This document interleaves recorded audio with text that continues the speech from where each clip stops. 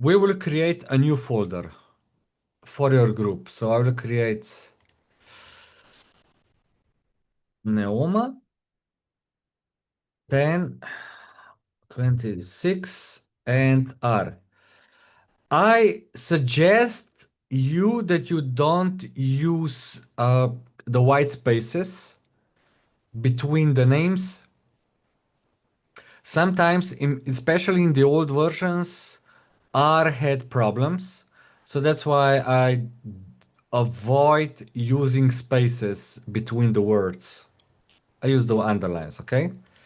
So here, this will be our working directory. So how you do this with RStudio?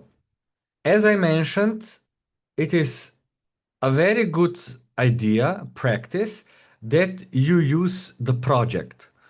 With the project, every time that you will double click the project, you will be immediately set to this working environment where your project is. So I will say new project. And because I already have my working directory uh, in on my disk, I will just use the existing directory. I'm not going with the new directory, but I could go like here. I could specify even the type of the project, you see. There are some old ones, there are some new ones, but in my case, I'm going with the existing directory. So you can also, whatever you have, for example, your data mining course, you can change it to project or project folder. Okay, so I will select my group 10 and create project.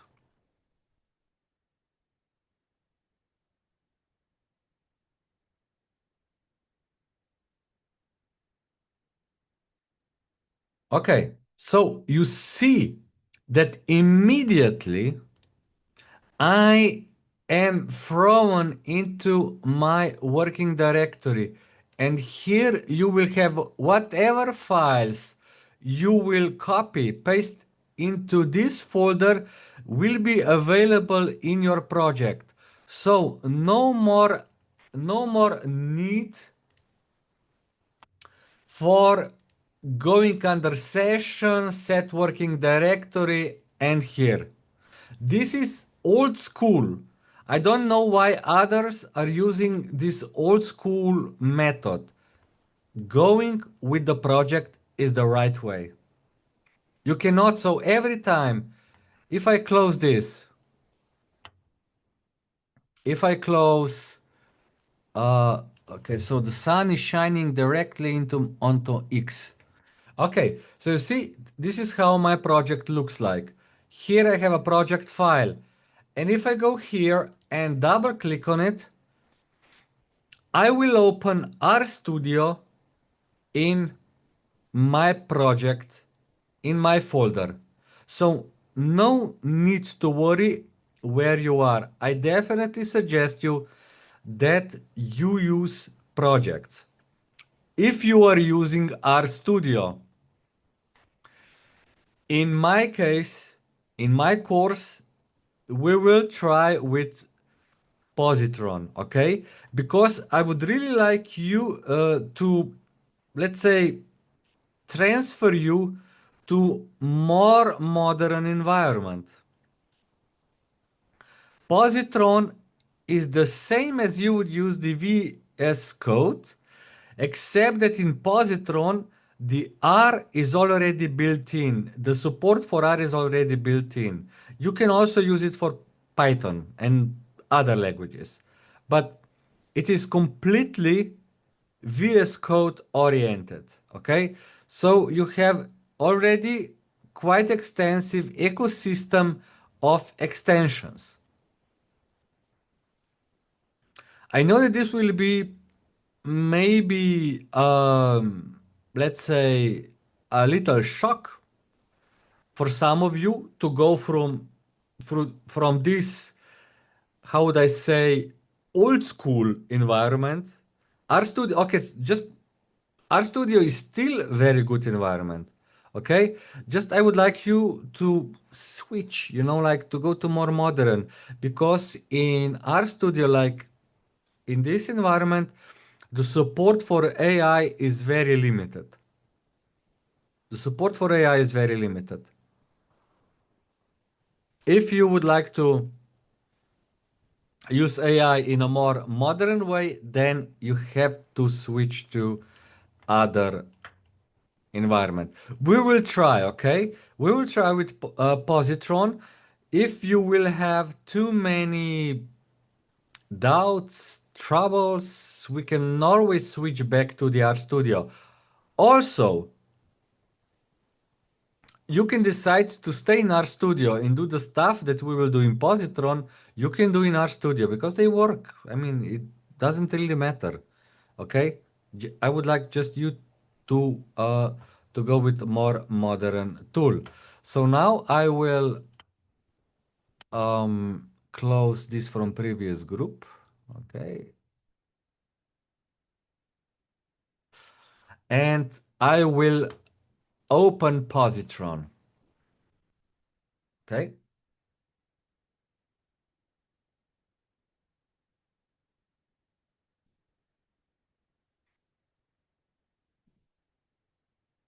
Immediately, you see that this is very similar to VS Code. So here we are working with folders, okay, not with projects. That's why I will go under the file and I will go open folder, and I will open folder that I have created for my R project. So that is Neoma group 10.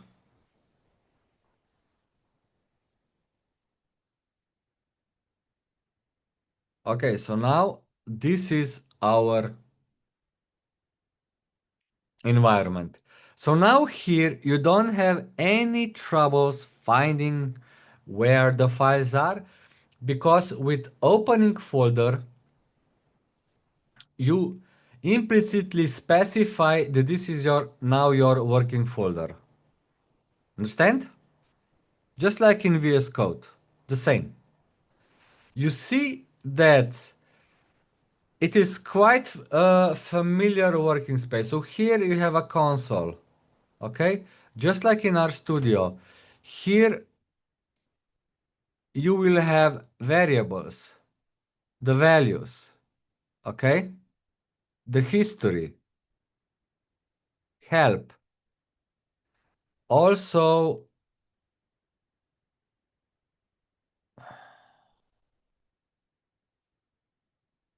okay, so now I did, uh, I closed something which I shouldn't. Okay, so very similar environment. Okay, I have a pretty old uh, R installation, 4.3.2. You have like 4.5, something like that, probably. Okay. Now, other thing. Here you have your AI. This one is still in a preview. Okay, so you see in the preview, first you have to enable it. When you will click on it, you will get here the no, yeah, you have to enable it. Okay, that is the first step.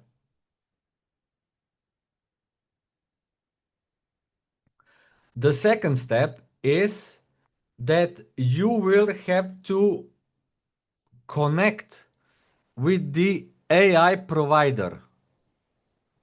Okay, you will have to connect with AI provider. Here you will have configure model providers. You have it? First step is enable it here. Second thing, you will go and configure model provider.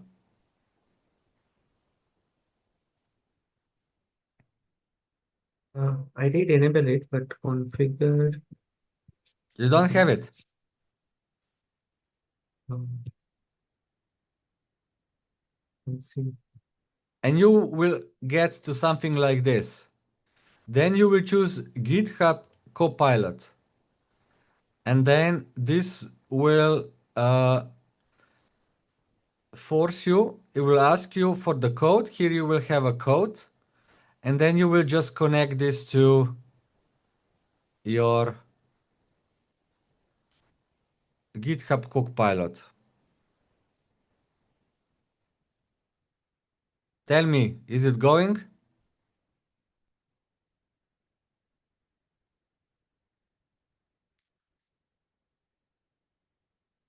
It should be pretty straightforward. Okay, let me see. What is the current situation with this? Okay, only 18. Can you let me just let's try again. Okay, this stop and start.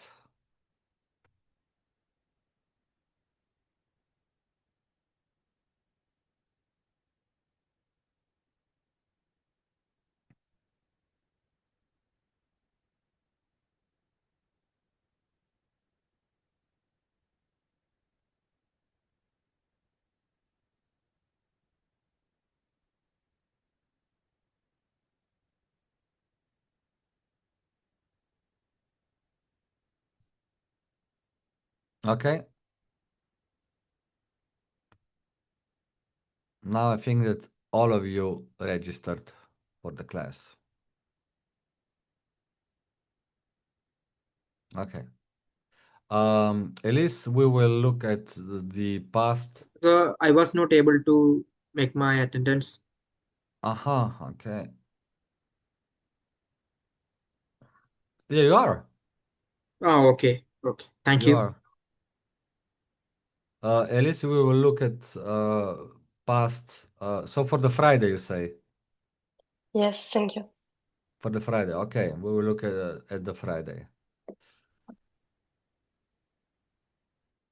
Now let's go back. Have you managed to connect your AI preview with the GitHub Copilot? Yes, no? Yes. Okay.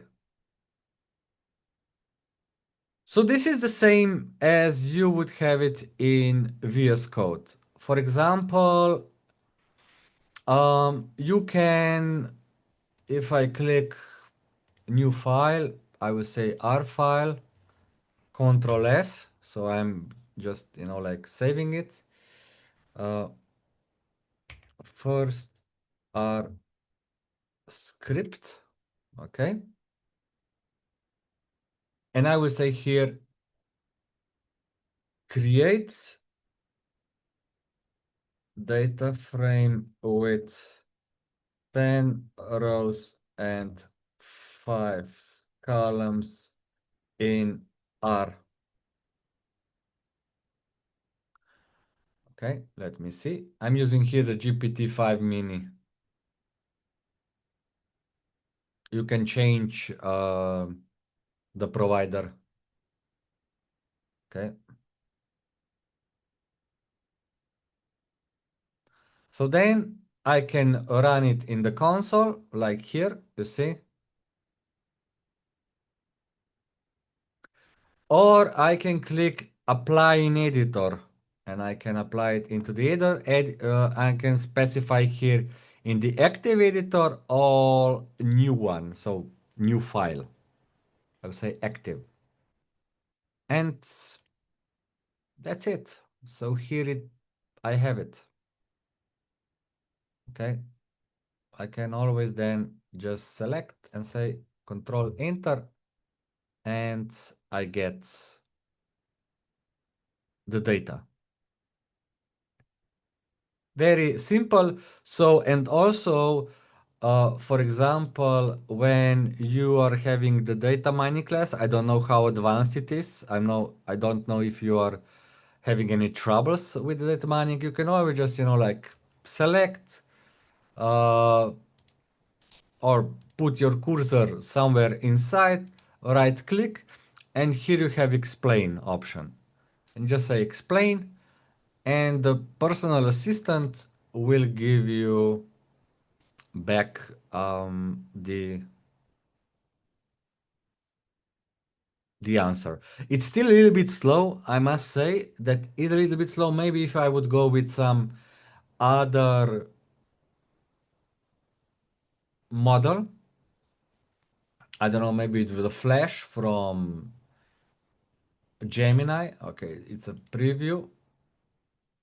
Let's see again if this will be explained. If it would be faster.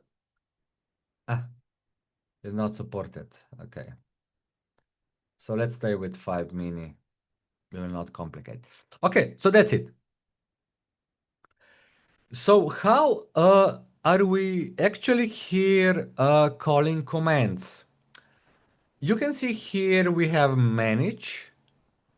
That's down below. Okay, as in VS Code. You just click on it and then specify command palette. Okay, and you then just type what you would like to do. Execute or for R. Okay, is there any executes? No, nothing special for R.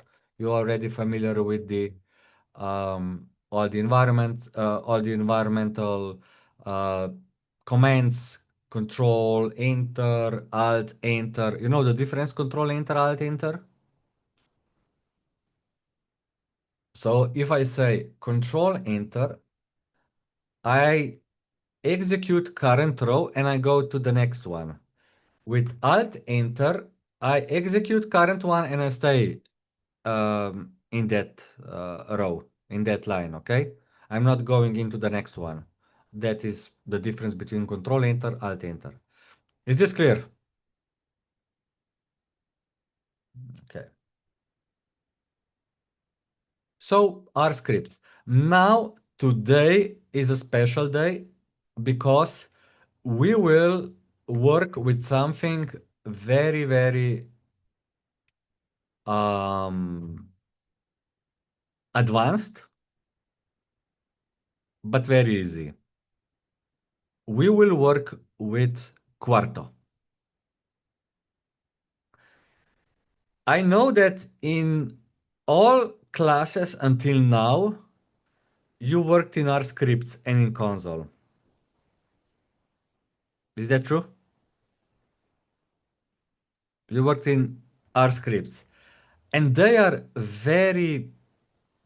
not suitable for presentation of the work. They are not suitable. They are ugly, okay? Because if you are working in the R script and when you execute, you get the result in the console. And it's not nice. Definitely it's not something that you would do and send to your potential employer. No, no, no. You have to provide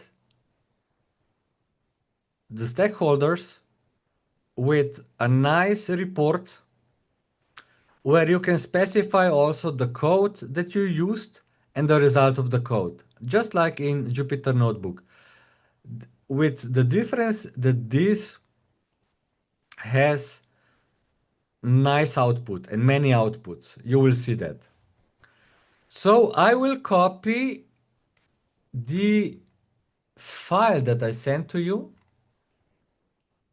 QMD document. It's called Module 1 Hands-On. I will copy this to my working environment, which is this one. Okay. So I'm having it here. I also see this file here. Okay, just like in VS Code, I can move here between. So Explorer, this is the source control. We will not use this. I'm using this quite a lot. If you want to be a programmer, you need source control. You see, I could do the initialize repository. Then we have running debug and the extensions. We already have the pre-installed R language support. This one gives you a nice formatting code. Also, if you will use this also for R script, this will do this automatically and it fires when you open an R file. Okay? So if you have this installed, which you have, and you open your R file from the data mining, this should be then formatted in a nice way. You can try if your code will be formatted in a nice way if you open it.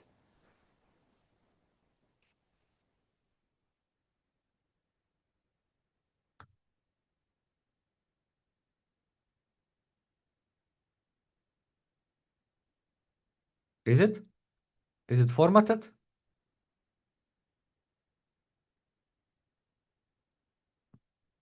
Just open it normally here. It should be something like this, you see. Beautiful code. Not uh, like this, when you're working. It should be nicely formatted. Okay, let me save it. We'll see what will happen. Ah, apparently not. Okay, let me see if I can call format. R view format 3 format workspace folder. Okay, I can say that one. Yeah, you see? Now I formatted again my code. You see, I formatted a whole folder. Whatever I have in my folder was formatted. Just Control Shift and P or Command Shift and P in Mac, and you write in R format workspace folder, and all the code is formatted. Again, like this. Let's create a messy code, save it, open it. Okay, you see? Now I will try again. Voila.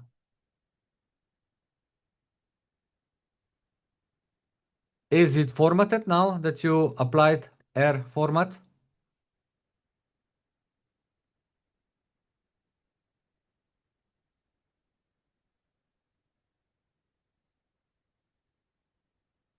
Was I too fast? Oh, yeah. Can you please show it one more time? Okay, so just press Control Shift and P or go here on this wheel, Commands palette, and then call R, and you say format workspace folder. And this one will format all the files in your folder, okay? In your folder that will be nicely formatted.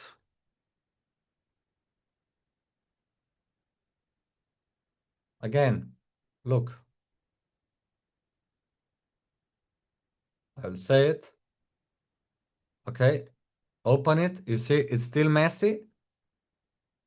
I go Control Shift and P and I will say R format workspace folder. Okay, now I will open it and again it is nicely formatted. You see? So you can apply to all your R script.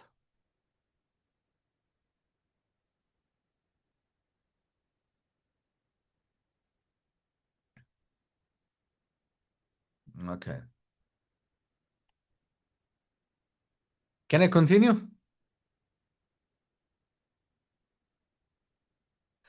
Now let's talk about now the Quarto. Okay, when you will open a Quarto, you will see something like this.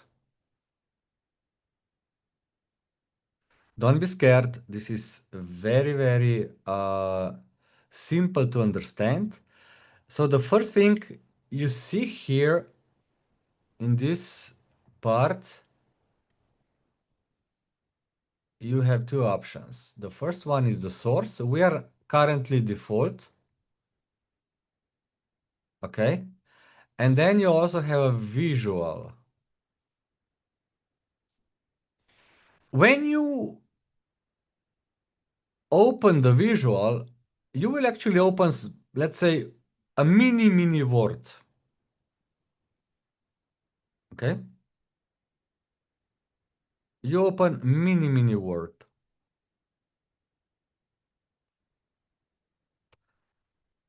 By default, okay, so which cell was default in Jupyter Notebook? Code or text? Which one? Code. Code, yes. Here, the default is text, okay? So you see, this is text. This is the default, okay? And this one is heading, okay? And you can see here, just like in Word, you can make this a heading, okay? Just like in Word. You can outline just like in Word. So it's all your table of content, okay?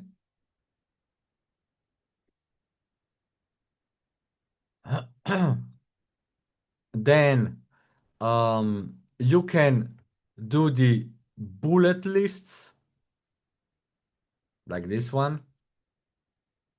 You can do the number lists here, you see, just like in Word. Bullet, number, okay? You can add tables. If you go under table, insert table, just like Word, okay? What else?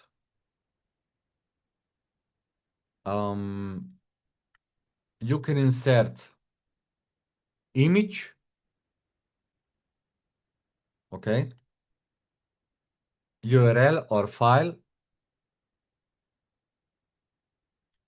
Example, let's go and write cat, kitten, okay.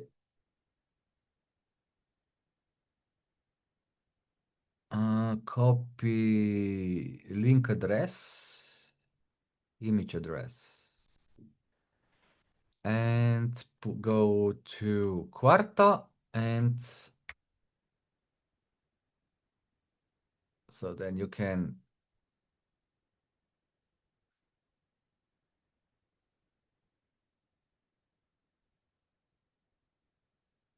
okay. Yeah, again, let me insert image. Okay, like this. See? Without any problems. Again, you can do bold. You can do italic. Okay. You can also do the superscript and like X. Now I will not find my. Where do I have it? Probably for our last meeting, I will change the keyboard. Okay, so. Uh-huh. Okay.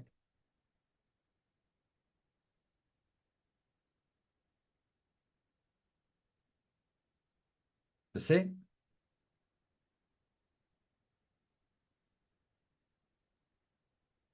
Okay, and the other one is tilde. Now,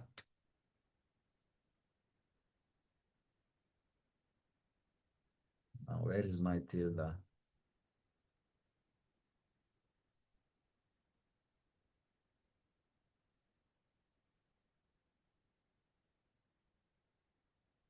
No. Okay, it's tilde, and now I don't find my tilde, but I will show this on my slides. Okay, so this is it. You can do this. You can see I can write the code in line. Okay, tables. We talked about the tables. And then we have three different parts of our Quarto document. Okay, the first part is so-called YAML header. This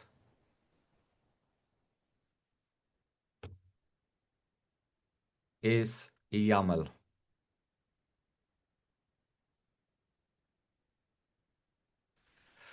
Here you specify global options like you see title, subtitle, so me, date, and then you have this HTML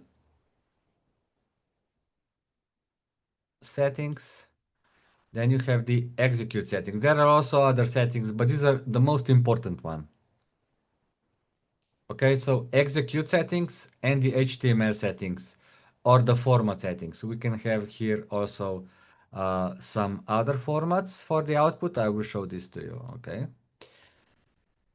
So, what are these special keywords here? That means table of content. That means the table of content has three levels. I could go four, but you know, even in Word, when you go more than three levels down into depth, uh, this becomes quite complicated and hard to understand.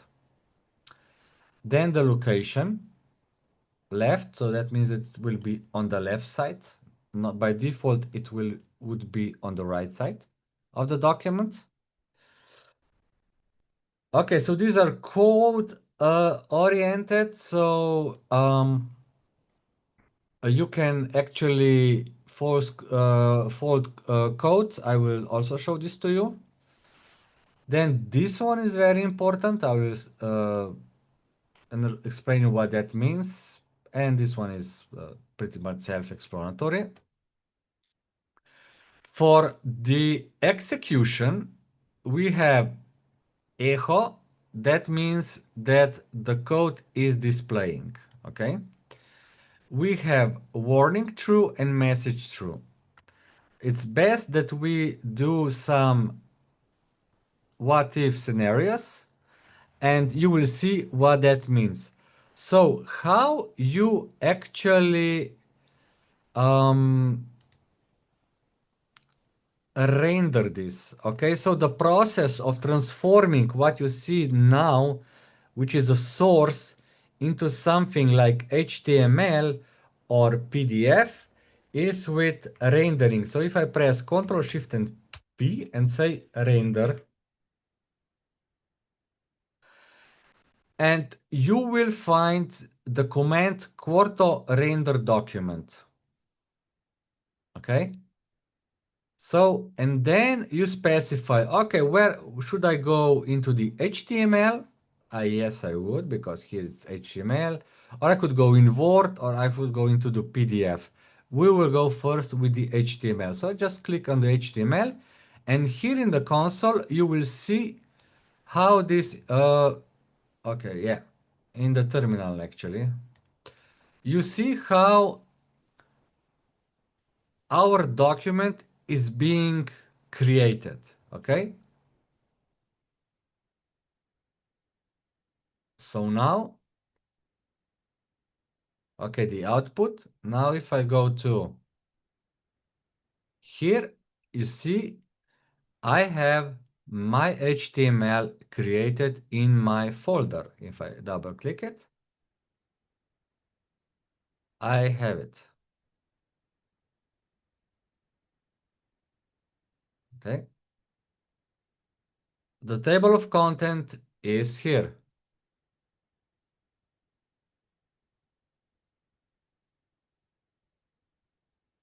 Okay. And you can see that this is a code and the result of the code. Code, result of the code. Okay. So these gray areas here are called code chunks.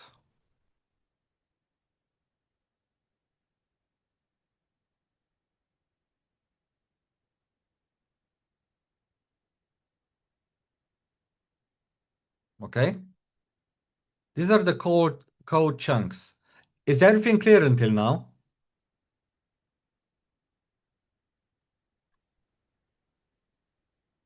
Yes, no, yes. Yes. Okay. Yes. So you see the code is present. Now let's play a little bit, okay? And I will say here when I have echo, I will say false. Okay, I'm now putting the false again. Render documents into HTML.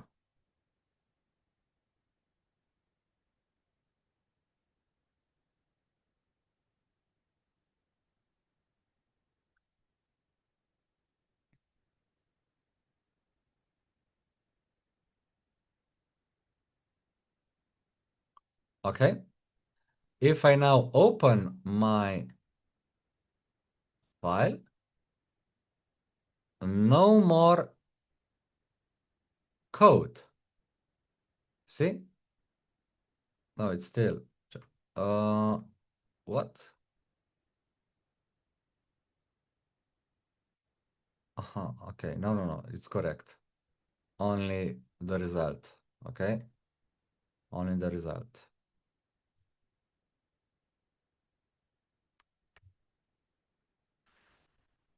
Okay, let's put this back here to true. And now we will change something else. We will say code false to true. Okay. And we will render.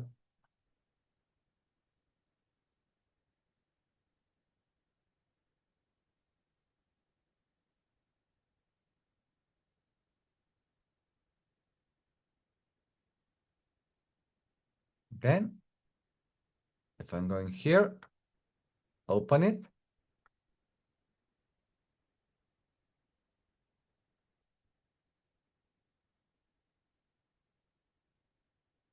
Okay, where are you? I said code false true and it didn't. That's strange. So I should get, and I didn't get.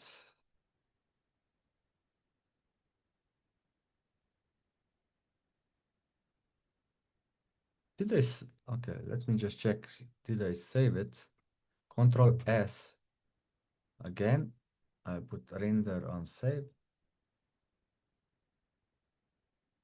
Okay.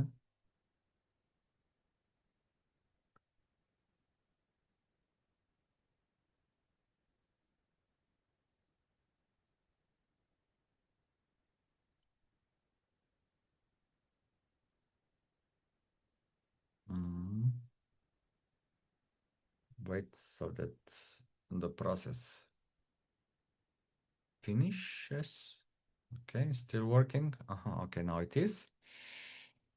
Now let's try again if there will be code folding, and it is, you see, code. I didn't save it previously. Codes. You can actually fold your code, okay? Like this.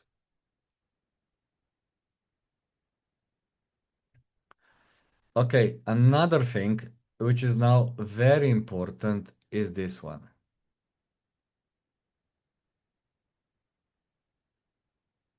Embed resources to true. Okay, so what does this mean? Okay, let's go into the working folder. Look at the size of the file. It's 2 megabytes, approximately. Okay. Now I will go back and say here false. Save it.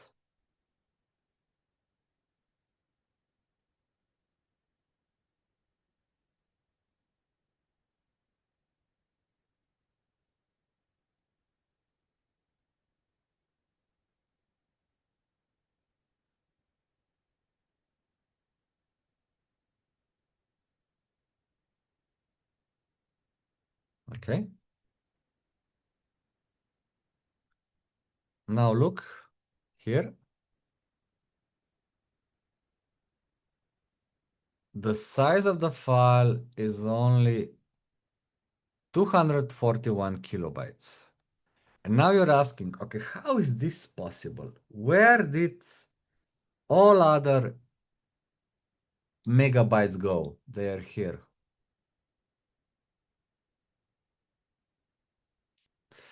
So if you say embed resources to false,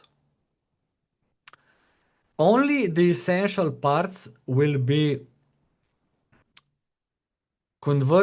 stored into the HTML file. Why is this good? This is good when you have very complicated and large HTML file, and you also prefer speed over the practicality. Because now, if I would send you this script, I mean this file, you would get only, okay, there is a message.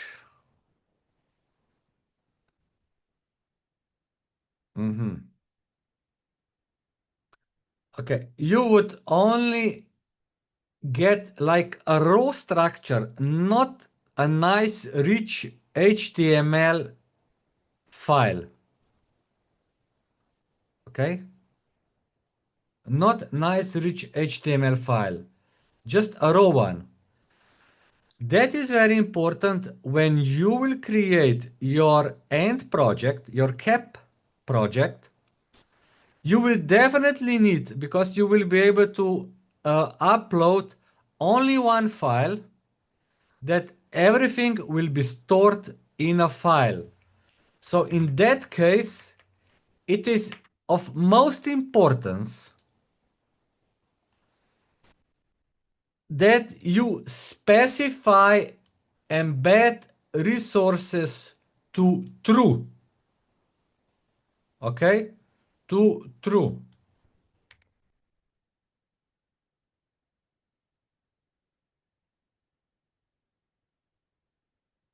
This stores everything that is important for file to be a standalone file in this file, not in a separate folder.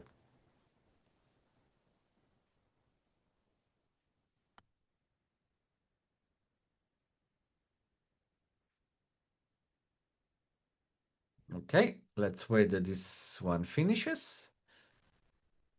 Look, now that folder is gone. Okay, yes, Yeah, so I have a question like when we create a notebook, do we have to write the YAML code as well, or it get generated automatically when we save as QMD format? You mean which part of the code? Which code? Can we go to that positron? Yes. So yeah, the initial part of this YML file, this HTML code. This YAML header. Yeah. Yeah. Okay, So so yeah, I mean, this is you have like the templates, okay? So if I go under new file, and here I say Quarto document, you see? mhm. I have, I mean, this is what I get from the YAML header. So it's more like copy and pasting this, like I would just copy this and then change. You see, it's still a little buggy right now. And then I would just, like change one, change it, okay? Otherwise, all this usually will be the same, except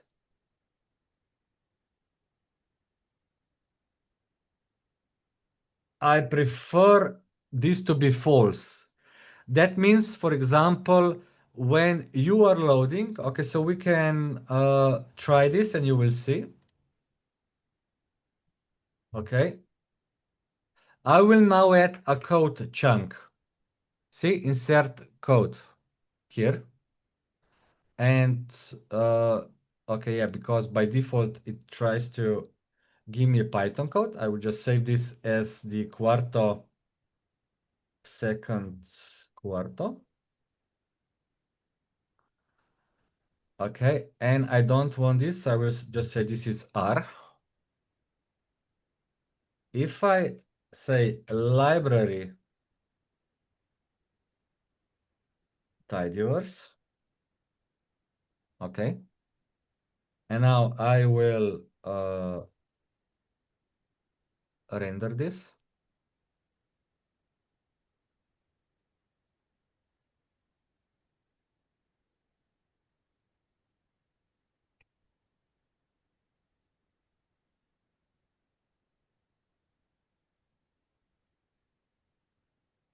Okay, second quarter. You see, you get this warning. This warning is the production is produced by the library tidyverse. Why? Because in tidyverse we have functions that have the same name.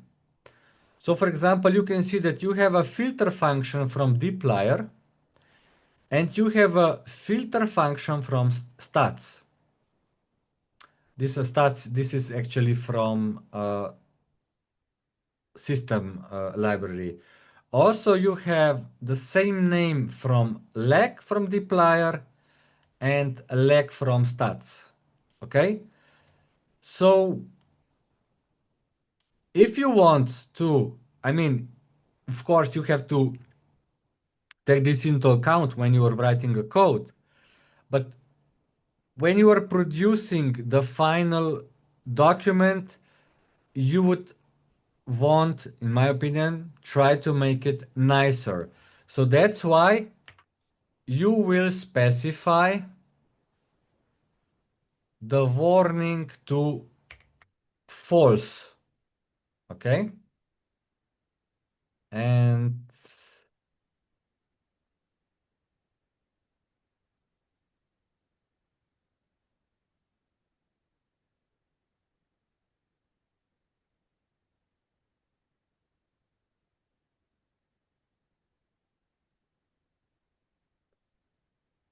okay, second quarter.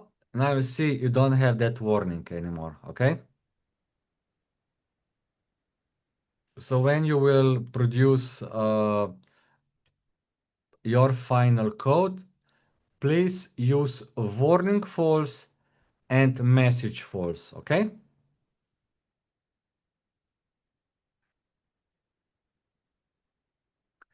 Now let's go further.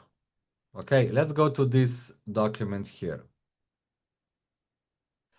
As I already showed you now,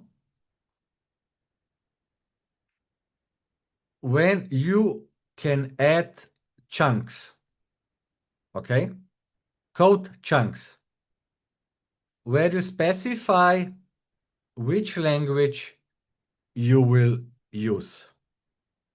Okay, so how do we add chunks? I will add here at the beginning.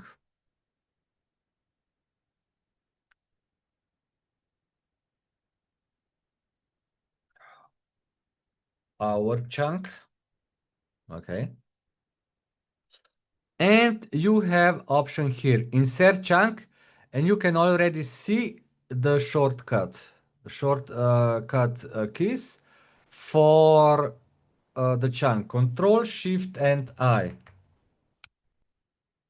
Okay. And here you can specify your code. So I would say library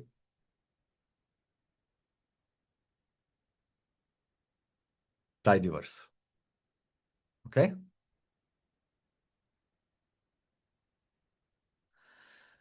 When you have your chunks, just like in Jupyter Notebook, you can run them. You see, single cell, just single cell, run. Okay.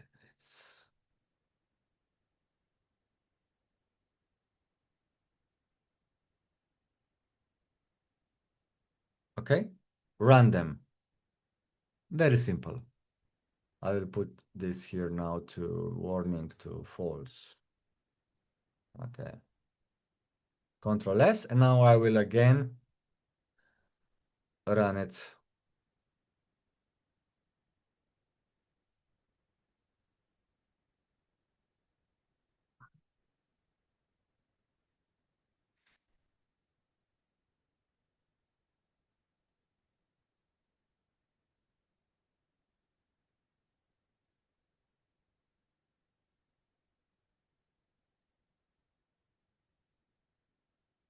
Okay.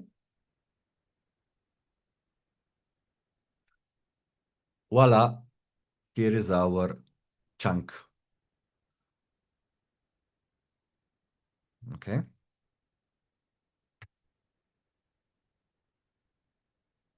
I will put this called fault to false. Okay.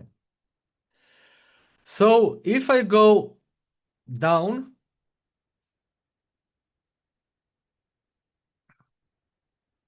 you see, I get additional running options. For example, run next cell, run above. Okay, just like in Jupyter Notebook. The same.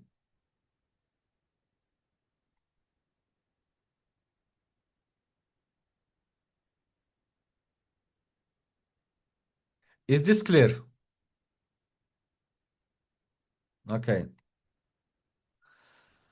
So we already talked about the tables, okay?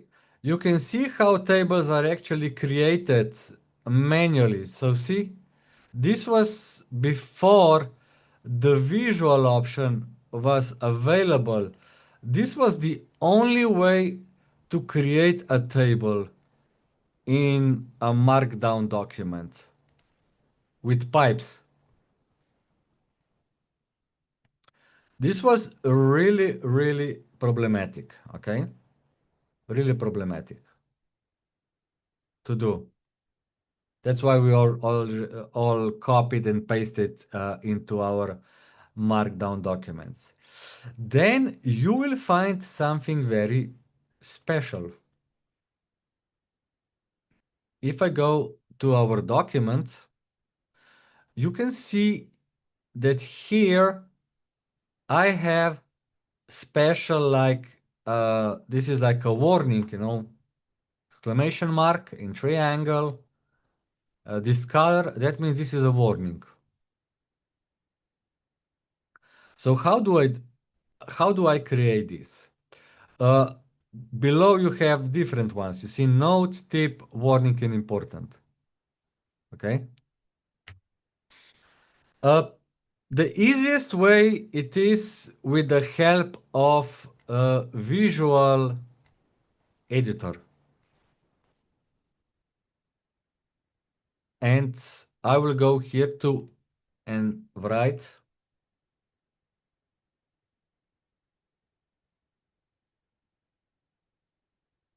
advice. Okay. I will say this one is heading 2. I will say again for this one, heading 2. And here I will say insert, and I have a callout. Okay. I can choose notes, tip, important, caution, warning. Okay. I will say caution, you say simple, minimal appearance, and then I will say just like this. Okay. And then you get this gray area where you can find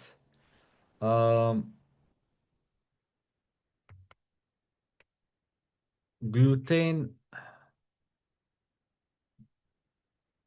present. Okay. Just like this. If I now save, back, render.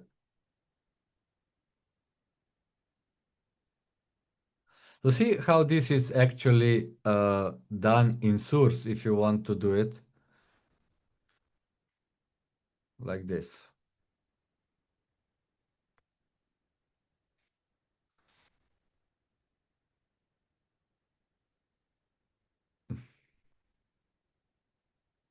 Okay, let's see.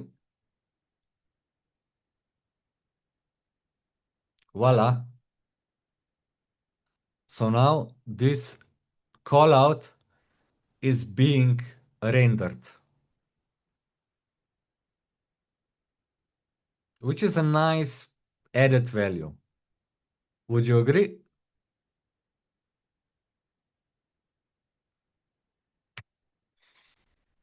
And let's go back.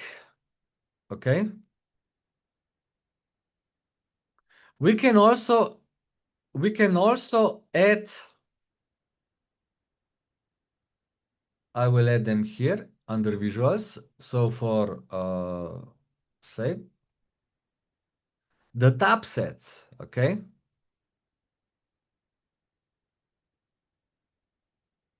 So where do we have them? Our advice, okay, so I will add them here. I will write tab sets. This one is also a nice feature. Okay, so I will go under the insert and add tab set. I'll put a name, the names of the tab set, okay? The first one will be, let's say, air quality. We will work with air quality dataset quite a lot. The second one will be empty cars. You're all familiar with empty cars, aren't you? The third one will be iris dataset. Okay? Okay. So now you can see that I have like headings inside of the gray area. Okay? And I can specify here, I will go back to the source so that it's much easier to see how this is done. You see, I have this panel tab set, And inside, with two hashes, I actually specify the tab sets. Okay? And whatever I do inside will be the individual tab in this tab set. So for example, I will add here a code which will be air quality and head. By the way, Elise, how many rows does a head print out in R and how many in Python? All the dataset in Python is 5 for it, and in R, I don't know. 6. 6? Okay. Yes.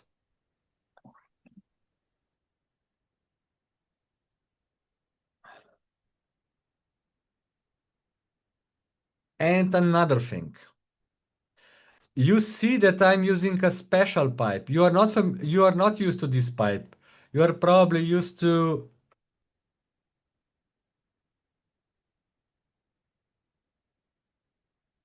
this one. Are you familiar with this one? Yes. Yes. Okay, so this one is the old one. The old one, it's not native to R, okay?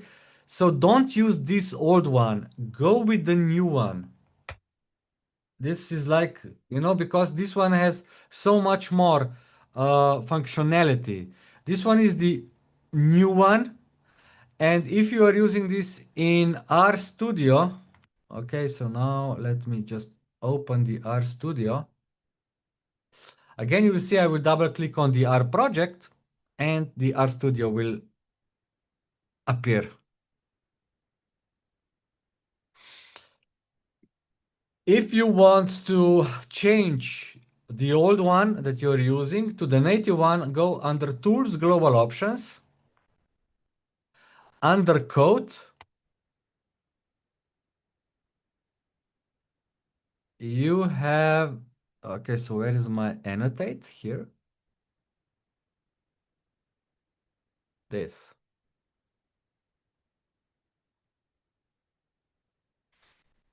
Okay, this is a native pipe operator. And it's much more advanced than the old one. Just change this and you can use it also in Tidyverse, the new one. This is like you see from 4.1, like 3 or 4 years ago. The new one was presented. Okay.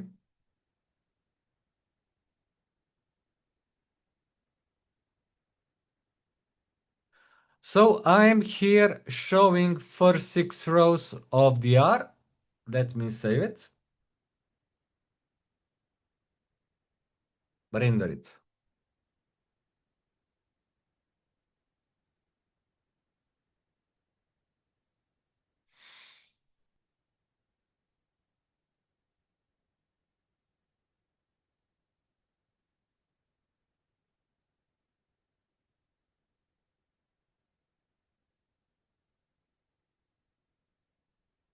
Okay. So now let's look at our, so see air quality, empty cars, and iris. So nice presentation. So in data mining, you could say here, training, you could show training data set, and here testing data set, and here validation data set, for example. Okay. So how far are you in, where are you in data mining course right now? What are you talking about? What is the content?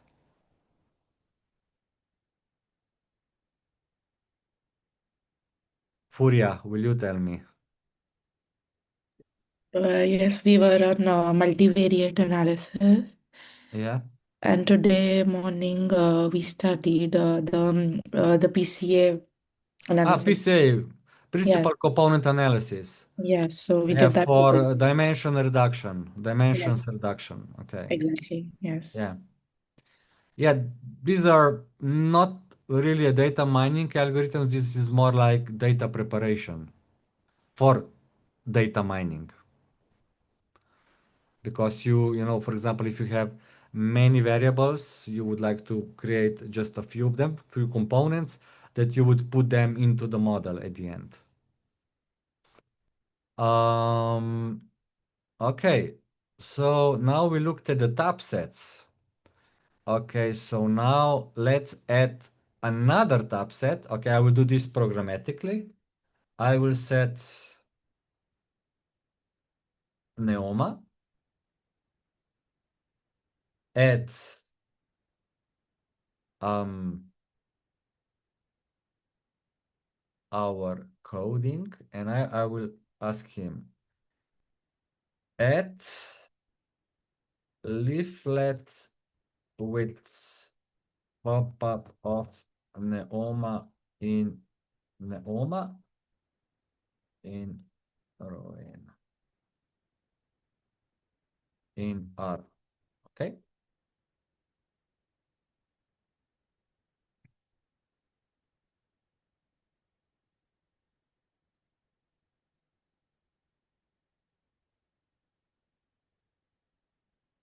Let's wait for the code to be produced. Okay. Neoma, leaflet. Yes. So it is done. I will say active.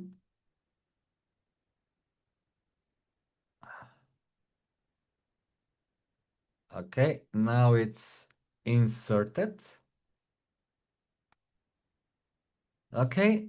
And I hope just I will check whether I have this library.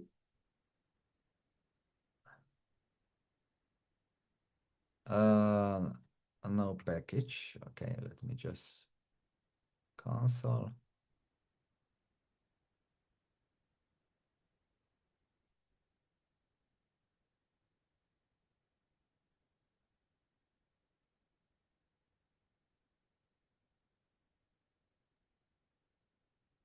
Packages.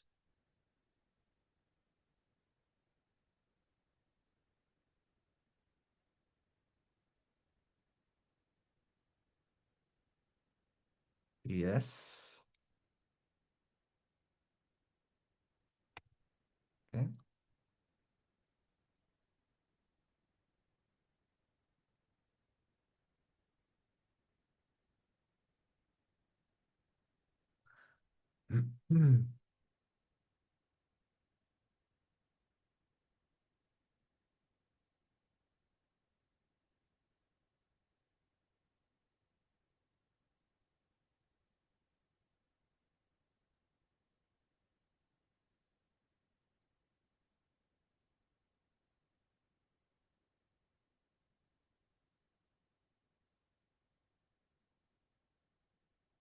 Oh, loading failed. Again, something, there's no leaflet providers. Okay.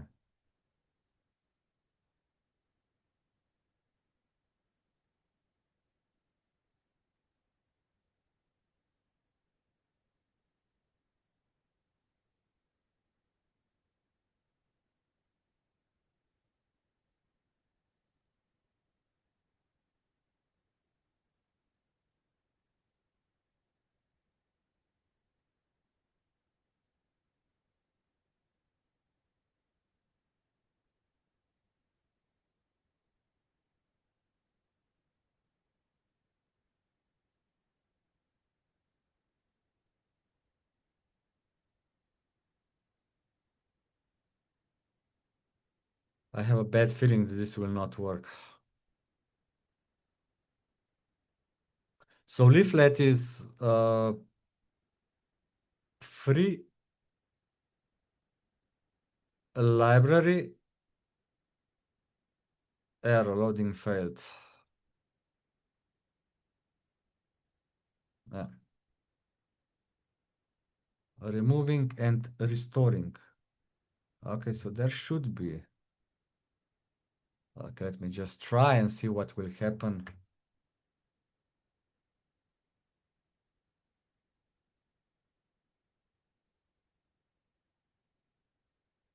No. It cannot find the leaflet library. You can try this code if you are able to make it work. So it will actually. Is it working if you try to install leaflet?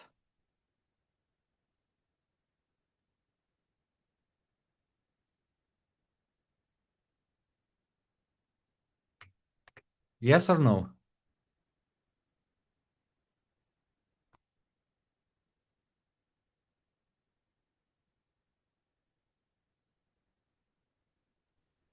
Check.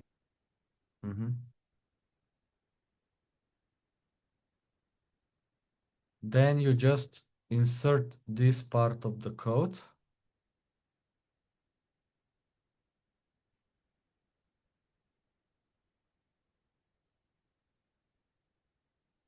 Alice, is it working in your case? I don't try all the script. Mhm.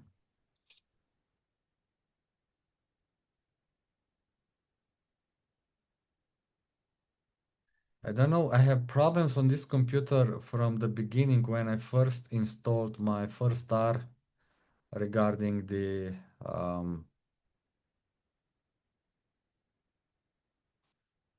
patch to the libraries. And I tried many different things, but I couldn't make it work. So this one goes to, yeah. Okay, I could try maybe with R, run as administrator and say yes.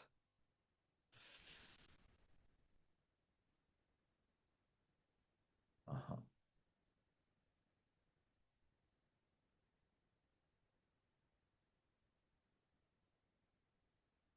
Leaflets. And this is equal to true.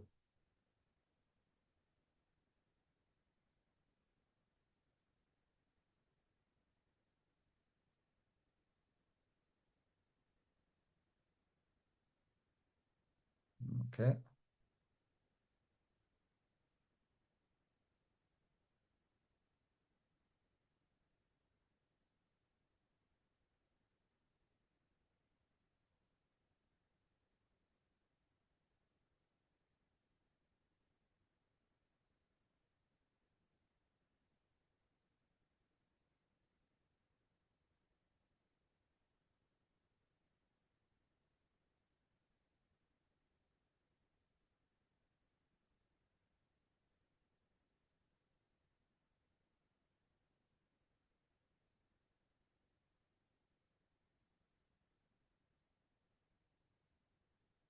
One looks promising.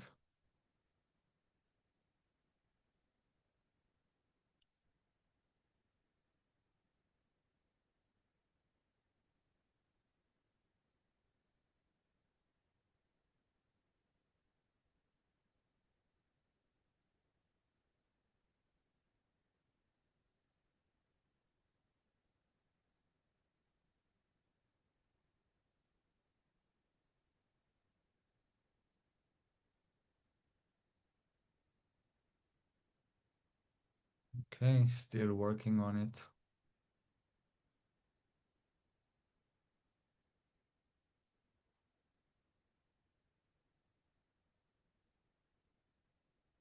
This is the old school. This is the R as you would use like 20 years ago.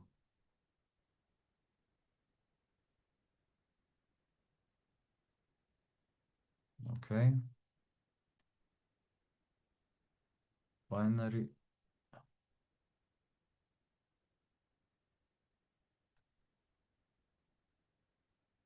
Oh,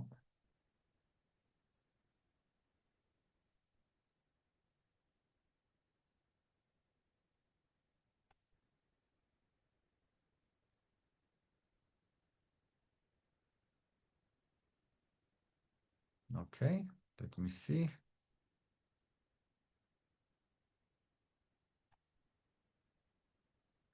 So sometimes if things will not work, I don't know if you until now had any problems with installing some packages. Did you have any problems?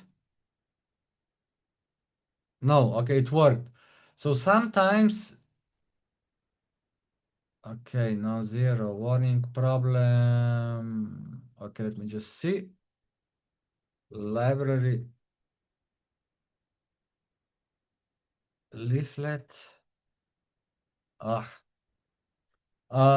the best is to go to this row.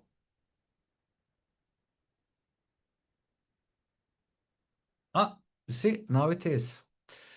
Okay, let me go back and try it here. Yes, it works. Now let's do the HTML render.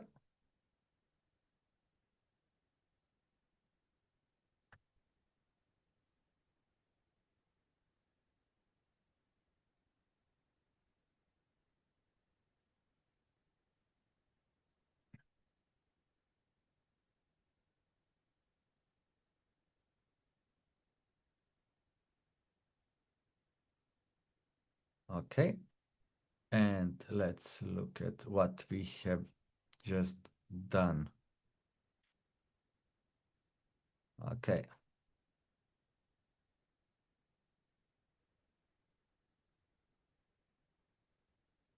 Okay, so this is the most zoom in that I can go. Is this true?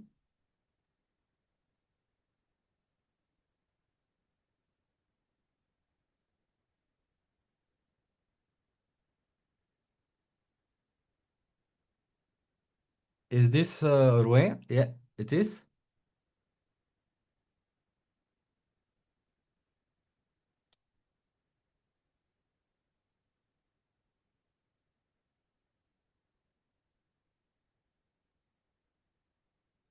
No, that's the city center. Uh-huh. The mosque center, I know, on the north. Uh-huh. Okay, so yeah. Maybe just the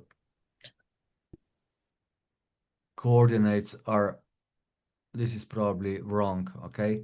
But just you would put here the coordinates and you can get, you know, like this, some kind of fun presentation of in R.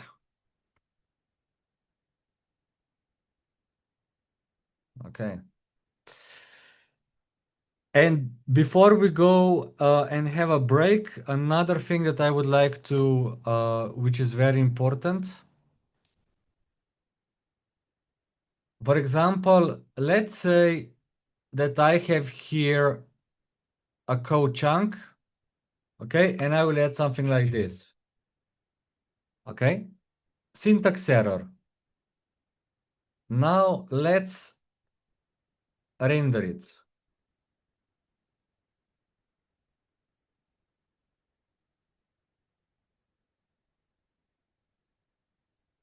You see, it says quitting from line 75 to 79, okay? This object is not found. Sometimes if you will have to render the document, but you will get an error, maybe the best strategy is that you say here error equal to true. That means that it will skip the error. Okay? Save it. Run it.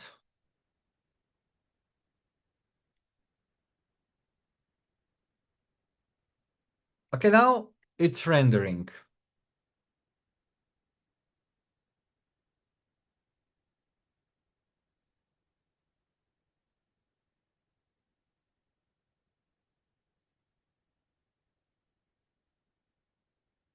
Now we will look how this looks inside of the document.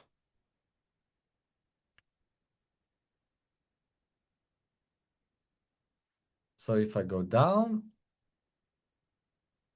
it's here. You see? It just says this is not found, but it does not stop with rendering. That is important. Error to true. Okay, we will continue in 15 minutes.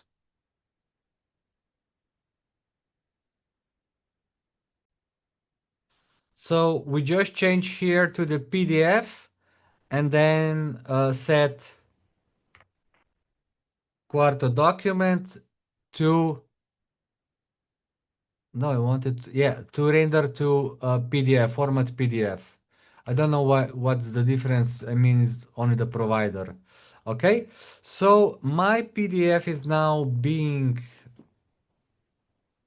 done. Let me see if it is already. No, it's not. Still in process. Okay, I will do this again. PDF. Okay.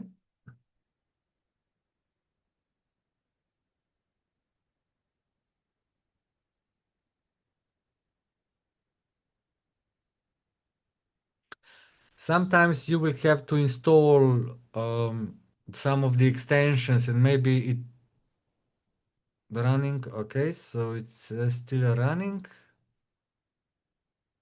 Okay, you see, it's working on it. And it is produced. Voila. So this is our PDF from Quarto.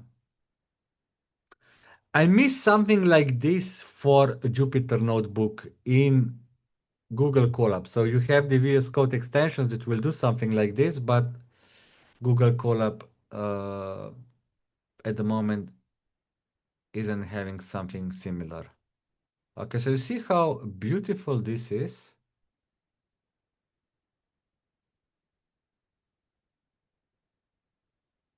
This is ours.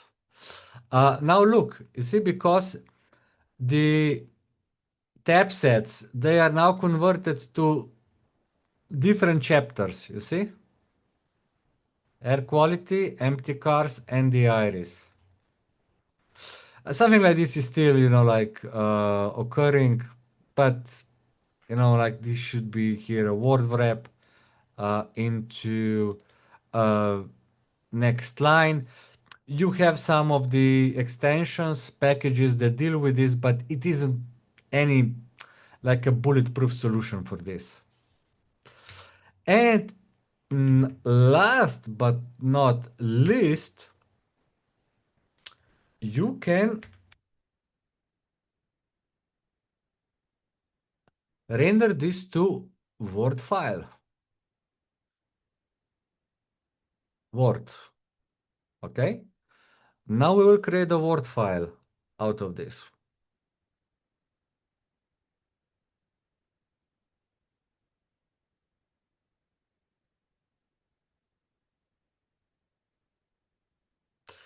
Okay?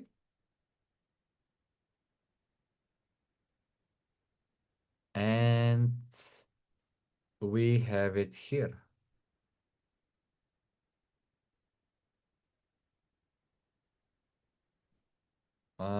No. Voila. View outline. View outline. No. Okay, so we have the Word file. You see? Look, also this. Everything.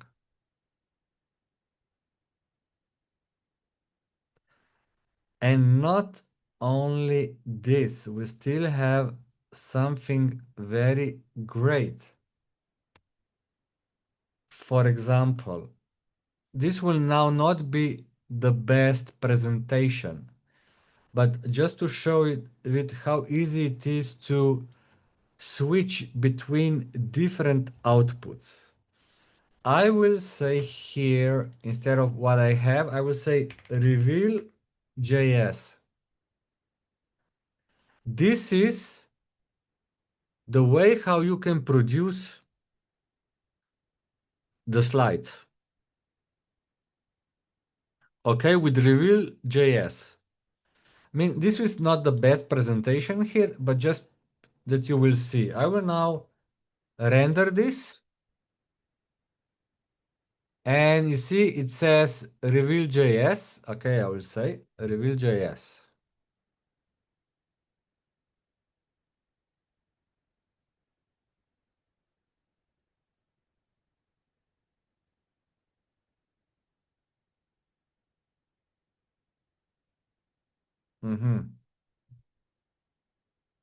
Okay, something was wrong, the Cosmo. Okay, so I will remove that one from, and also I will remove this and this, like this. Okay. Control S. Okay. Reveal JS.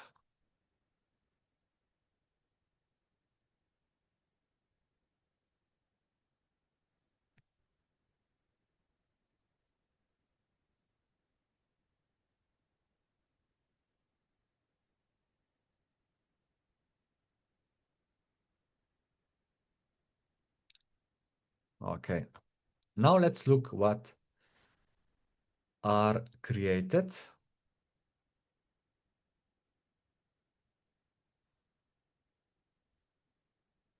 Voila. Slides. Okay, as I mentioned, we would have to a little bit deal with this a little bit, but otherwise, you see, look, it works in slides also.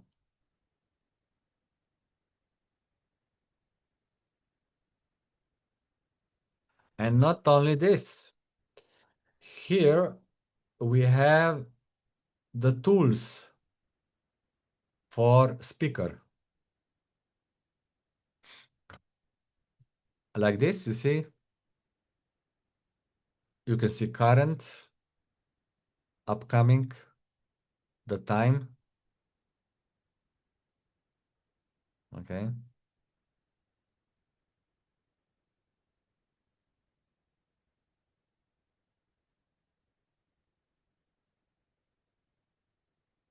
I mean, just simple, just changing one command, and you can create slides out of the document. And not only this, how many times did I say today? Not only this. Um, I will say here PPTX. Render.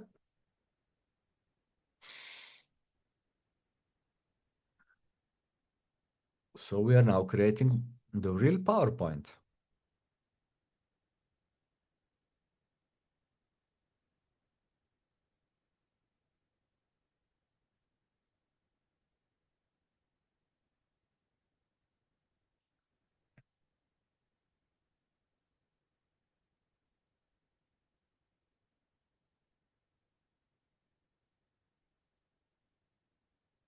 Voila.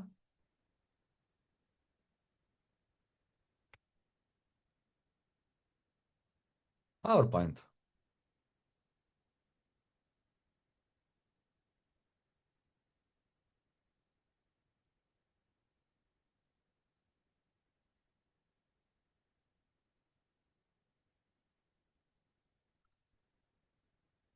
What is currently your opinion? Do you find this something that you could use in other courses?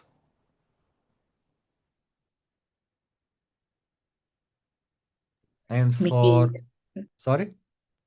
maybe it's very new, so we're still trying to figure out how to use it. But I maybe mean, like everything that you do in our script without any context, For example, in our script, only you know what you're doing, uh, without any context. I mean, this can give you the opportunity to add the context.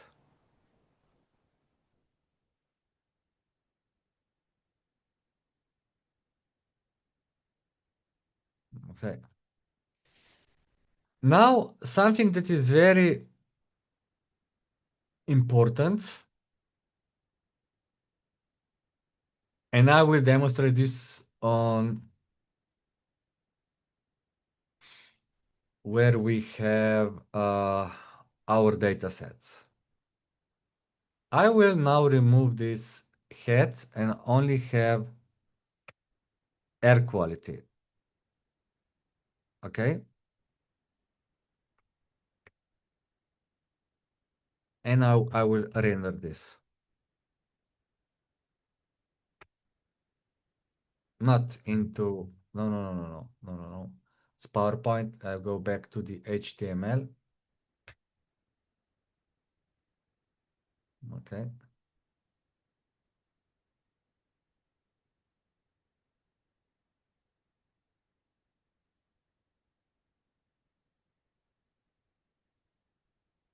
Okay.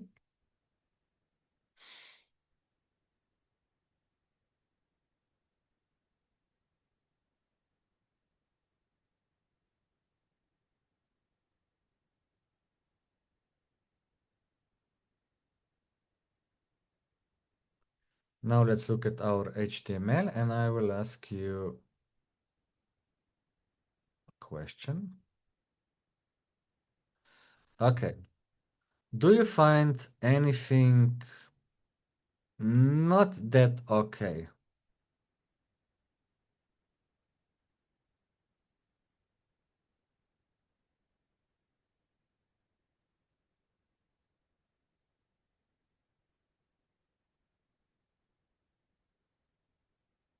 No thoughts, no thoughts regarding something I not mean, okay? here the full data is getting displayed, so like it's too long. It's not required here. Exactly. Here we have only 153 rows. Now imagine having a table with what? 10,000 rows? Million rows. You know how much time this would need to be, the R would need to process the quarter document. So never just name the name of the data frame. So we have a few options how to deal with this, okay? So this is not okay. If you want to display, you should definitely start maybe with head, okay? First 6 rows, and that's it. We are all familiar with this. Now I will add here also a few packages. Library. I will say DT. I will say library knitr and library table extra like this. Okay, let me check if they are okay. Yeah, they are. So everything is okay. So why am I having all this? Oh, and another one. Library GT.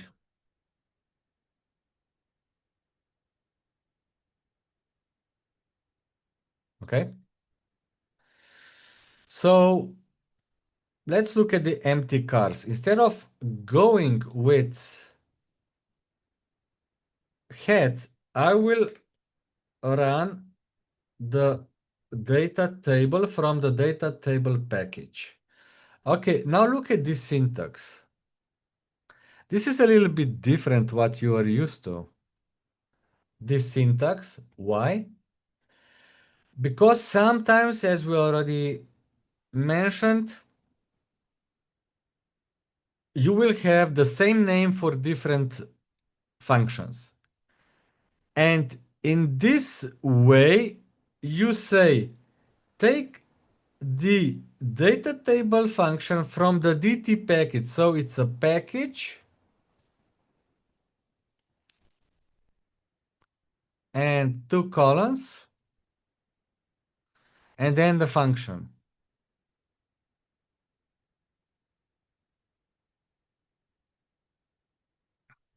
Okay?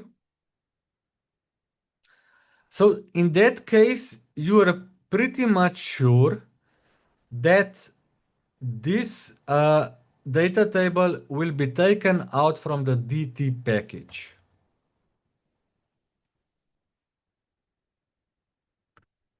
Okay, now let's render this.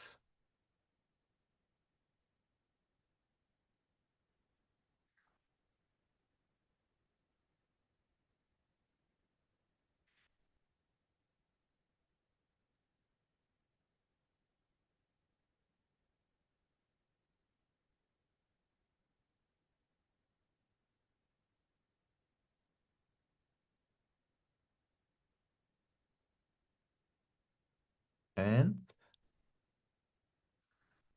module 1.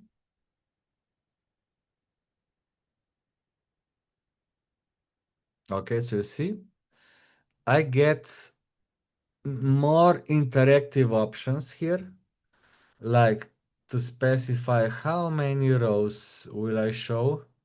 Okay, if I go with 10, then I can go to different pages of data. Okay, I can also do the sorting, searching. Okay, so this one is quite good. The only problem is that it will not be able to handle a few million rows. I mean, probably even 1,000 rows is on the upper limit for this functionality. Because R saves everything in memory. And also in this case, if you have, I mean, that just doesn't work. It will crash or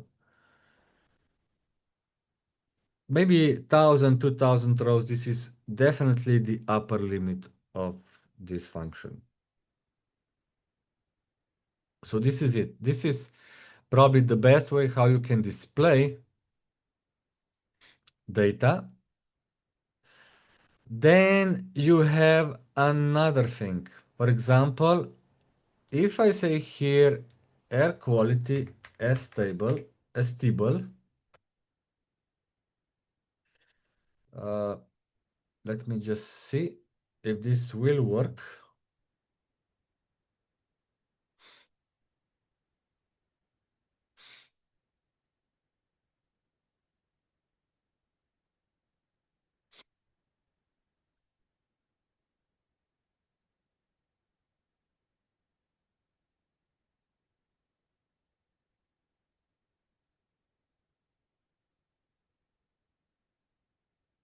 Okay.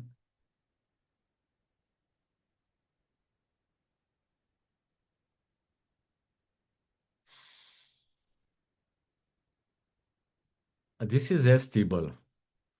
So in R, we have a data frame.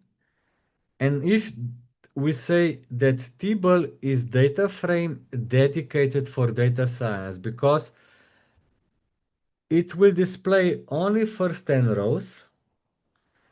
And for every column, it will also display the data type. So see here, we have all in integers. And if you would have like many columns, it will display only columns that fit onto the screen. So this is really a nice way to quickly see, like just to add stable, stable, and that's it.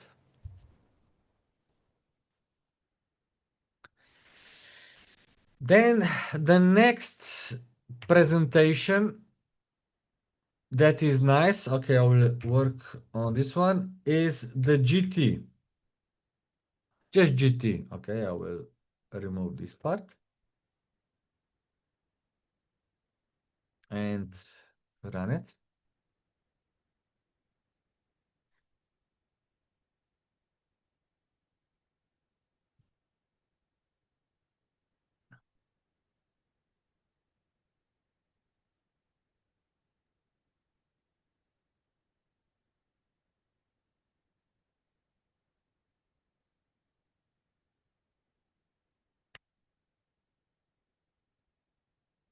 Okay, let me.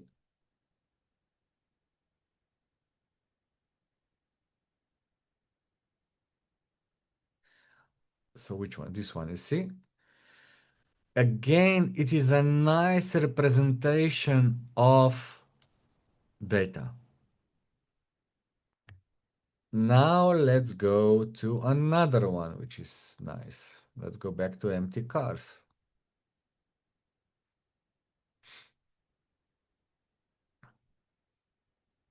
I would say here head 10, and I would say cable. Okay.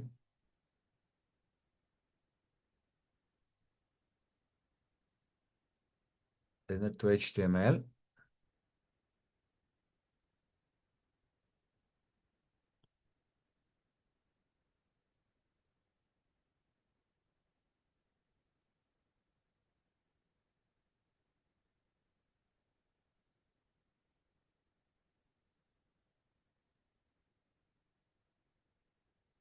Okay.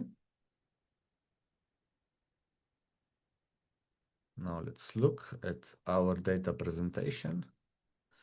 Okay, see, this is very beautiful presentation of data. Okay, with cable. We have, I will now add here the cable extra that you saw that I've installed. So I will ask AI to help me. I will say, AI, please help me and make this even more beautiful with cable extra. Maybe do some special icons. I don't know, maybe something. You will figure it out. Okay. Let's see.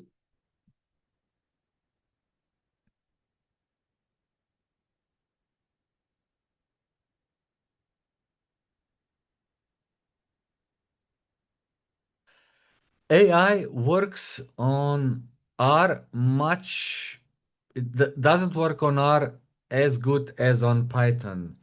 Just from because of the simple fact that Python is more used and there is more code in Python than in R. Okay, so now we have this one, the code. Let me add it to the active editor.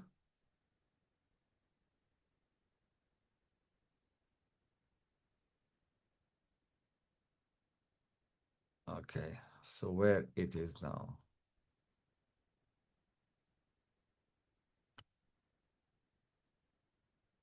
No. I will again say it. I want it, have it here, active.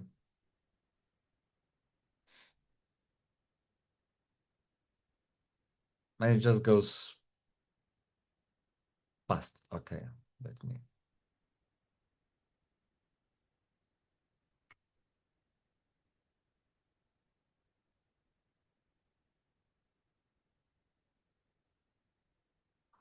let's say cannot edit. Copy, just paste it. Okay. So what do we have here? Okay, we already have these two packages installed. We are taking, okay, I will take all of the rows from the empty cars. I'm creating row names to columns. So I'm getting a new column from these empty cars where a model, so new column, which will be called model. And okay, so here some color specified for the miles per gallon. Okay. And then badge like, then the cylinders. Okay. And that's it. Now let me see if I run it, if this will work.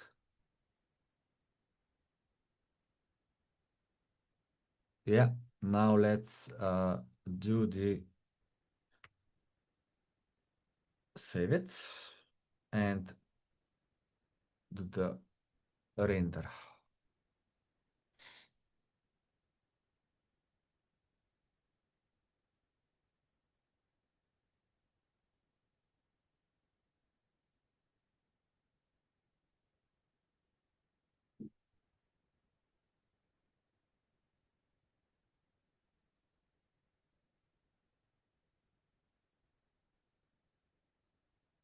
Now let me see. This is created.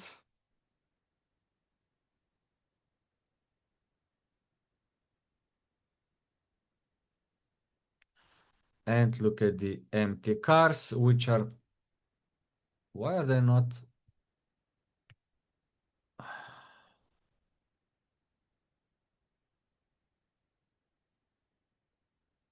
Style table, this should work.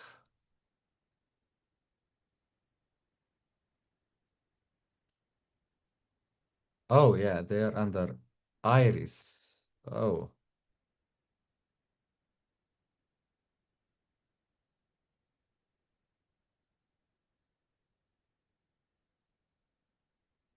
Okay. So we have, let's say, nice presentation of data. For example, here you see under miles per gallon, more green, more miles per gallons. Okay. Horsepowers. I mean, nice presentation. Much nicer than boring old presentation. But of course, we must be really careful that we do not make our presentation just like a Christmas tree, okay, with all possible colors and so on, okay? Is this clear?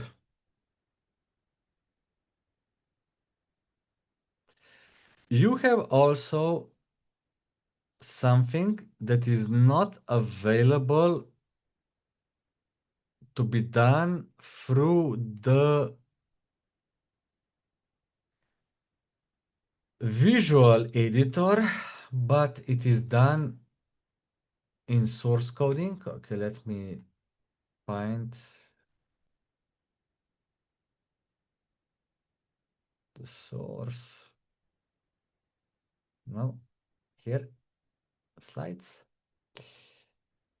Okay.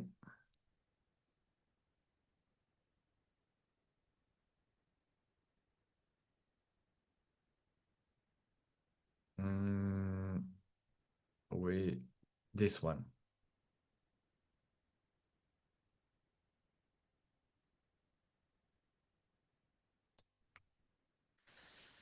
Okay, so what do we do here?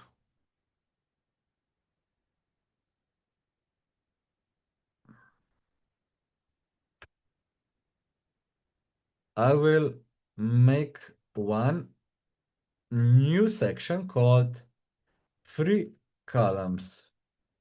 Now we say, ah, it's too smart. Okay. and I will add, actually, there will be 3 columns. I can make like this, okay, border. No, I don't actually need this. I will let you see here I have one big cluster, okay, area where I will specify the columns. Okay, so this is the big area. Inside of this, I'm adding one column and the second column. And each of these 2 columns will take 50% of the area. Now let's do this. Okay, I will add here. I will add the code. I will say, okay, this should be out like this. And I will say air quality and head. And then also here, I will specify chunk.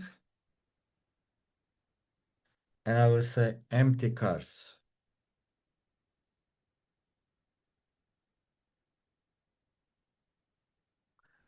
If I now save this and run it, render it,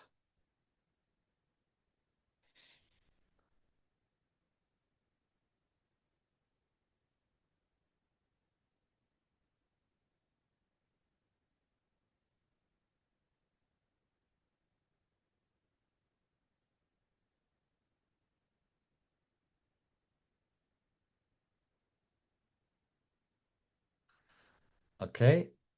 And if we look at our document, okay, so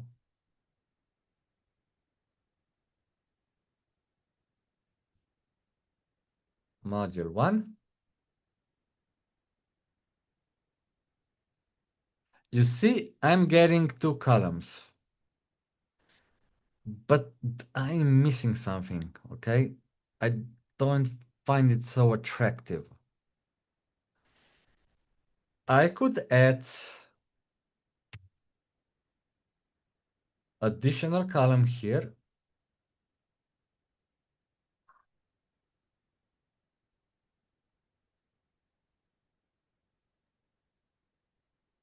which will take 10%, and this one will get 55, and this one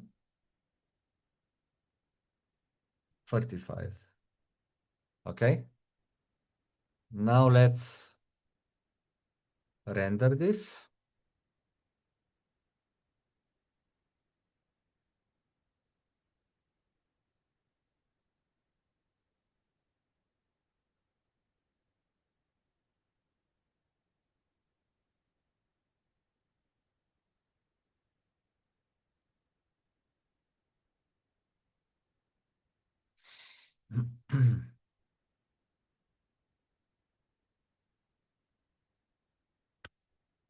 Look. So you see, this one now has 45%. Okay, maybe I could stretch a little bit. And here, this one is the middle column. Maybe I should set it to 5%, okay?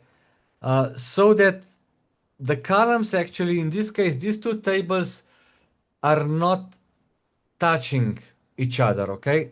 That's why I added a new column. Is this clear?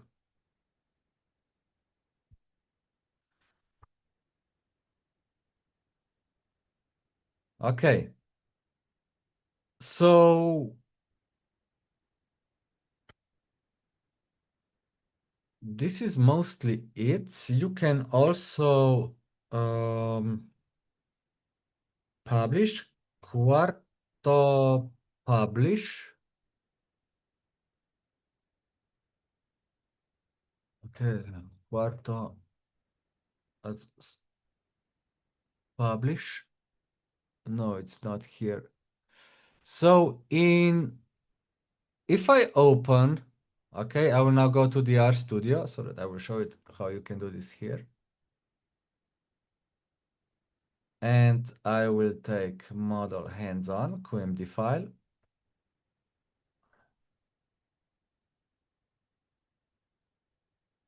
Okay, you have render here. And it takes what you wrote here. It takes what you wrote here, and it will then transfer this to that kind of uh, data type, data file type. Okay. Also, you have here a few of the options like preview in viewer pane. You see, now this is previewed here. You have here the outline, just like in Positron. Okay. And a few of nothing special. Use Visual Editor. It's here, Visual. Sometimes it crashes. Okay, Visual Editor. And when you say new file and go to Quarto document, the document you see, it will take from the template, okay? There will be a template, let's say create, but this template again isn't much. Again, all we have is this additional compared to what is in Positron, so not of really of use, okay?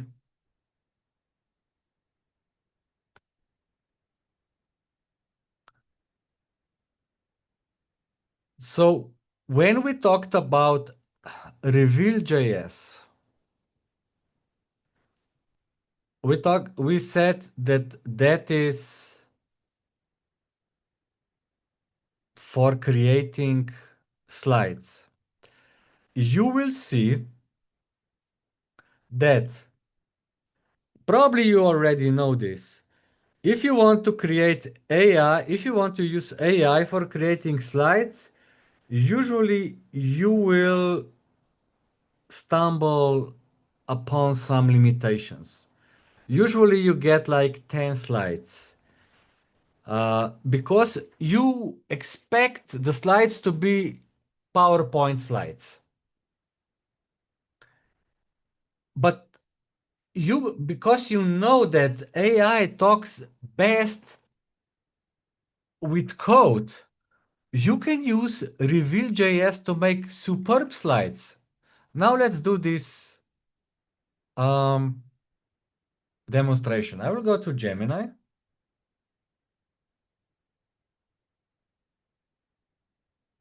Gemini, please write 100 sentences about Rouen in France.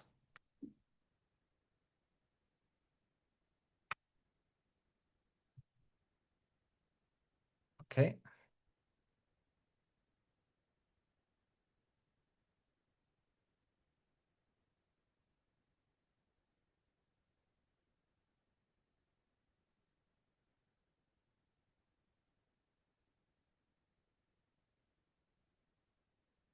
Now this is done.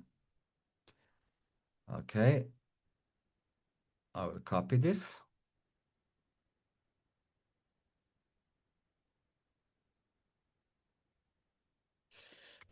Copy and go to my most precious Claude. Okay, so in Clot I will say create reveal JS document in R from, and I will let the material. Okay, so now, okay, I will stop him.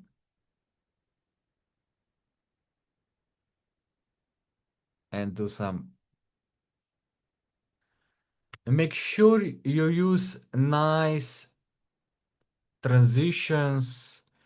Maybe find pictures online, but make sure that you get the image address. Maybe some interactive slide, you decide. Okay, now let's do.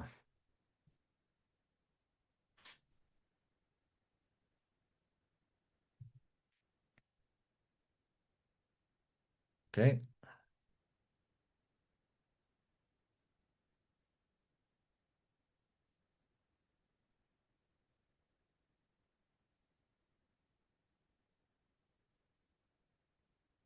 Still working on it.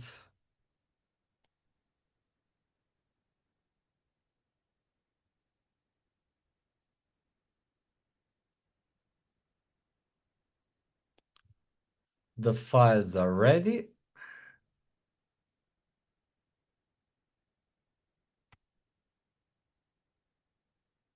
Okay, so it created actually two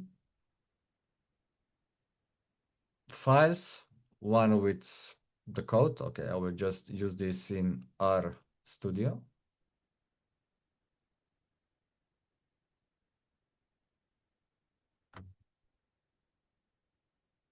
Okay.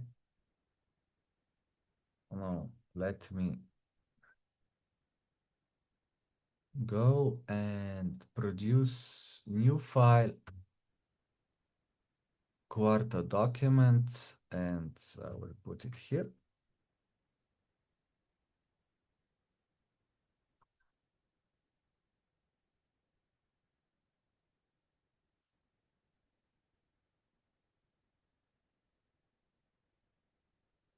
Okay.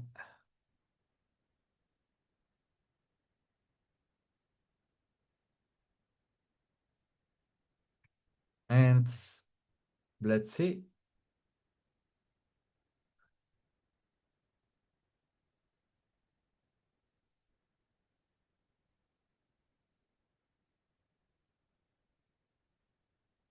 No, it's actually not in the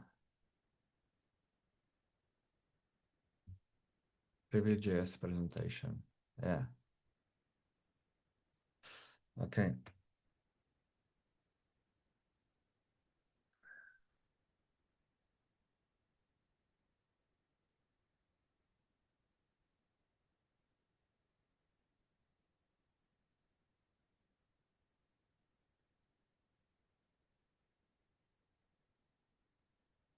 No, this is not what I expected. I will correct this.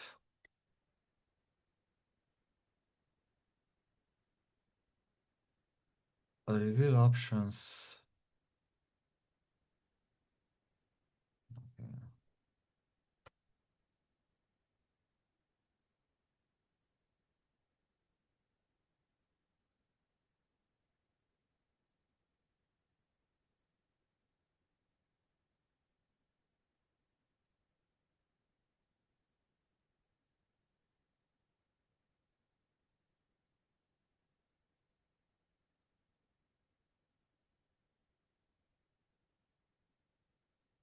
Okay.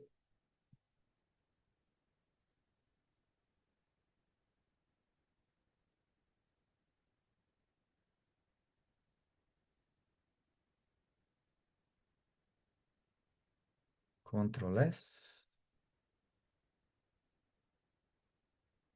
No, it's still not. It's still HTML.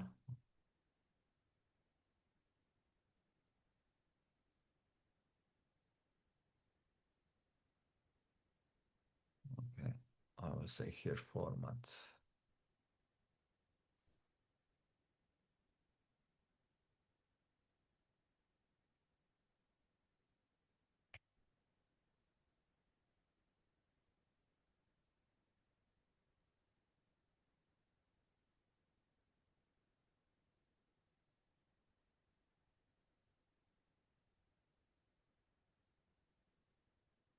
Yeah, now it will.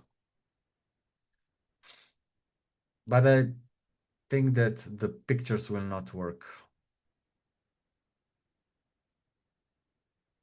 Okay.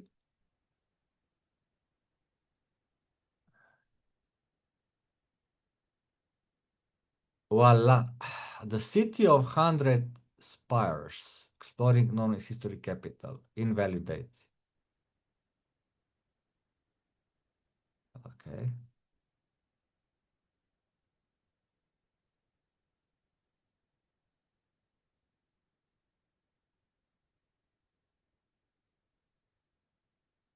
Really? It contains the heart of Richard the Lionheart. Is that true? Can somebody from Rouen confirm this?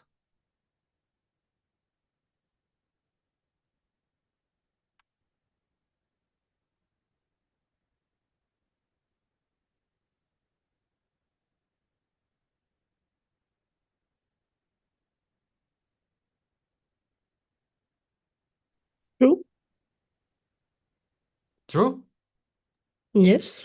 Aha, okay. Okay, so which is not from Normandy? I have no idea. Me neither.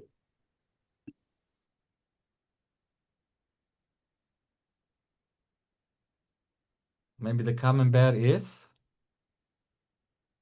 Gruyere? I have no idea. Oh, Swiss cheese.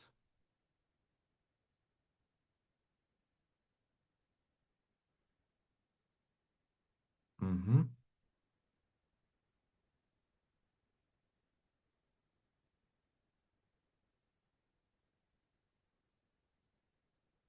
Okay, so you see, we created